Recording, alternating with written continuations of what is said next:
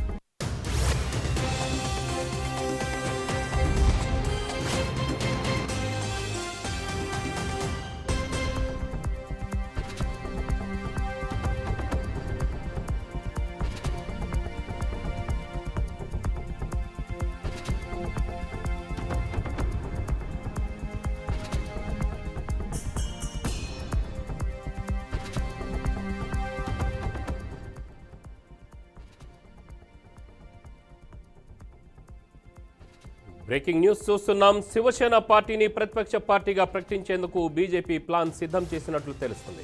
ఉప ముఖ్యమంత్రి పదవిపై మాజీ సీఎం ఏక్నాథ్ షిండే ఆసక్తి చూపకపోవడంతో ఆయనను ప్రతిపక్ష నేతగా నియమించనున్నట్లు సమాచారం. మహాయుతి ప్రభుత్వం ఎదుర్కొంటున్న విమర్శలను కొంతమేర తగ్గించేందుకే కమలనాథులు ఈ ప్లాన్ వేసినట్లు తెలుస్తోంది. కాగా ఇవాళ మహారాష్ట్ర సీఎంను ప్రకటించే అవకాశాలు ఉన్నాయి.